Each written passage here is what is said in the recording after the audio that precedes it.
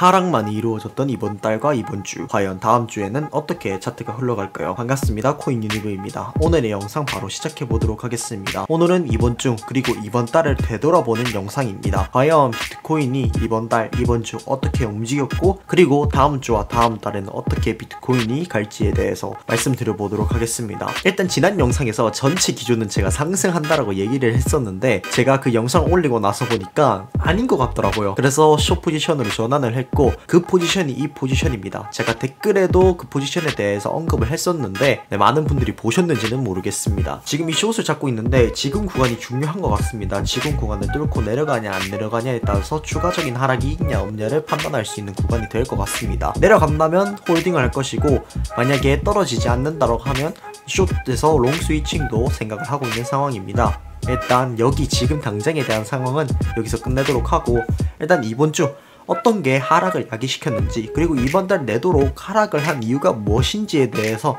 조금 생각을 해보겠습니다. 일단 이번 주로 따지고 보면 저는 크게 세 가지를 뽑을 것 같습니다. 첫 번째로는 역시 미국 거시경제에 대한 문제, 두 번째로는 독일 정부의 비트코인 판매, 세 번째로는 ETF입니다. 첫 번째 요인인 거시경제. 이 거시경제에서 금리에 관한 부분이 상당히 많이 비트코인에 영향을 미치고 있습니다. 특히 어제 같은 경우에는 PCE 발표가 있었습니다. 다만 그렇게 지표가 좋지 않았기 때문에 결국 나스닥이 혼조세에 이르렀고, 비트코인도 수렴 구간에서 결국에는 하락으로 이어지는 모습입니다. 지금 차트가 그래서 원래는 제가 보고 있었던 그림이 이런 식으로 좀 올라가다가 이런 식으로 수렴이 좀 나오다가 이렇게 오를 수 있겠다라고 생각을 했는데, 막상 생각을 해보니까 이거 그런 패턴이 아니라 이렇게 갔다가 이만큼 다시 이렇게 떨어지는 그런 패턴이 나오는 것 같아서 제가 숏으로 전환을 했는데, 결국에는 그게 맞았습니다.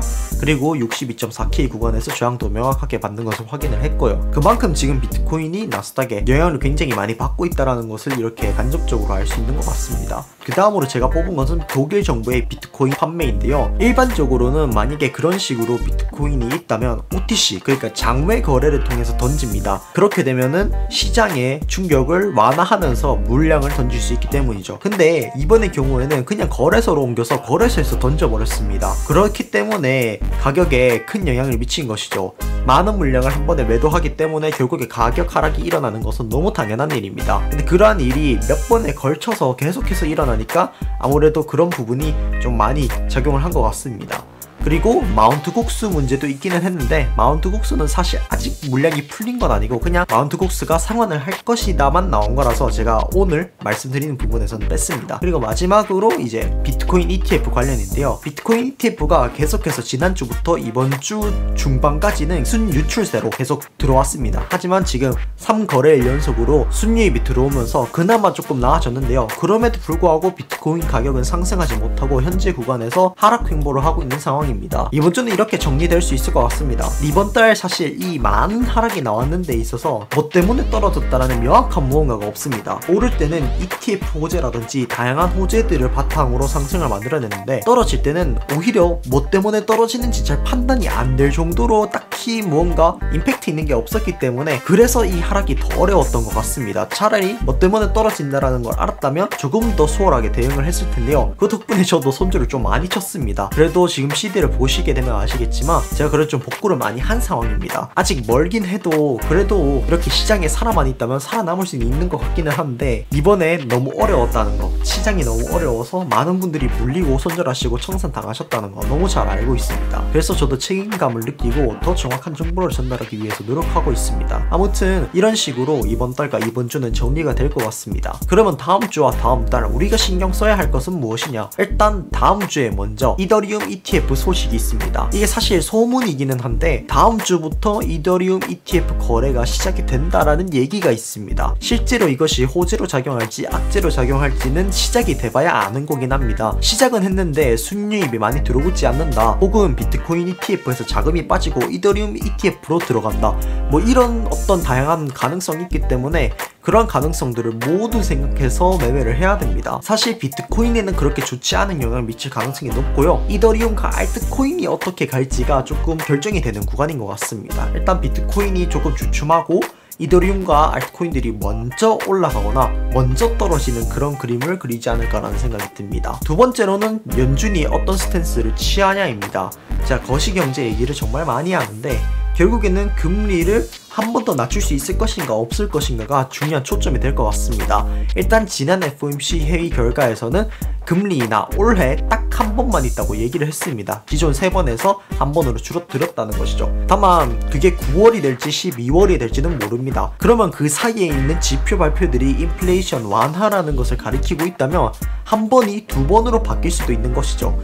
그래서 9월달에 인플레이션 완화가 확실시가 되고 그 다음에 금리 인하를 9월달에 한 번을 한다면 12월달에 한 번 더 할 수 있는 가능성이 생깁니다. 그렇다면 미국 증시도 랠리를 이어갈 것이고 비트코인도 이에 따라서 랠리를 이어갈 것이라고 저는 생각을 합니다. 지금 영상을 찍는 와중에 포지션을 바꿔야 될 것 같아서 일단 익절을 하고 바로 스위칭을 조금 해보도록 하겠습니다. 일단은 크게는 이 정도 이슈를 잡고 그 다음에 어떻게 볼지에 대해서는 차근차근 매일매일 제가 영상을 올려드리고 있으니까 그 부분을 통해서 확인을 하면 좋을 것 같습니다. 지금부터는 그냥 이 분석에 대한 얘기 말고 차트적으로 조금 더 보도록 하겠습니다. 차트를 보면 아시겠지만 제가 본 수렴 구간이 바로 이 구간이거든요. 그래서 제가 마지막에 어떻게 떨어질 수도 있겠다라고 말씀을 드린 부분이 있는데 바로 이렇게 떨어질 수도 있겠다라고 제가 말씀을 드렸거든요. 그러니까 이렇게 갔을 때 결국에는 이 추세를 따라서 그대로 한 번 더 이렇게 하락이 나오는 그런 그림을 제가 보고 있었다라는 것입니다. 사실 이때는 상승으로 갈 줄 알고 이때 롱 이미 잡고 있었고 이렇게 뚫을 거라고 생각했죠. 근데 여기서 저항 맞는 걸 보고 아니구나 라는 것을 바로 제가 캐치를 했습니다. 그래서 숏을 잡은 것이고 사실 더 끌고 가는 게 정석이기는 합니다. 근데 또 주말장이 시작되는 것 같기도 하고 이제 딱히 움직임도 크지 않을 것 같고 여기서 지지가 나오는 또 모양새라서 일단은 포지션을 가볍게 받은 다음에 상황에 따라서 포지션을 더 추가하거나 그렇게 할 예정입니다. 사실 지표적으로 봤을 때는 확실히 저점이 나온 것 같거든요. 큰 봉으로 봅시다. 1봉으로 봐도 제가 추세 판단으로 많이 보는 이 웨이브 트렌드에서 1봉을 기준으로 매수 시그널이 나왔습니다. 그리고 6시간 봉으로 봤을 때도 다수의 매수 시그널과 그리고 상승 추세가 확인이 됐고요. 4시간 봉을 기준으로 봤을 때도 마찬가지입니다. 1시간 봉 말할 필요도 없고요. 그리고 15분 봉 당연히 말할 필요도 없습니다.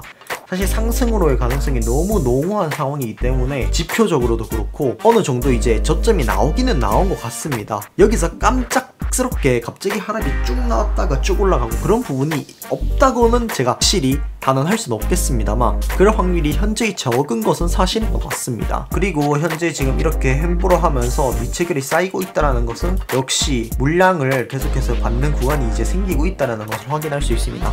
사실 지금 이 무빙 자체가 페이크 무빙일 수도 있습니다. 왜냐하면 그냥 이렇게 수렴 구간이 아니라 일반적으로 상승을 하고 난 다음에 반등이 나오고 난 다음에 기간적으로 한번 다지고 가는 그런 구간일 수도 있다는 것이죠. 이런 식으로 오를 가능성이 매우 높다고 생각을 합니다. 결국에 비트코인에게 가장 중요한 타이밍은 결국 63.5K를 뚫느냐 마느냐, 그 다음에는 65K를 뚫느냐 마느냐, 이 두 가지가 단기적인 관점에서 봤을 때 매우 중요한 것 같습니다. 만약에 지금 구간에서 떨어져봤자 어차피 떨어져도 쌍바닥 부분이 최대치일 거고 올라간다면 그 맥스치가 무한대이기 때문이죠. 저는 일단은 56K나 54K, 48K 이런 구간까지는 절대 가지 않을 거라고 생각합니다. 지금 당장은 말이죠. 최저점을 58K를 놓고 매매를 하는 게 일단 가장 좋은 시나리오가 될 것 같습니다.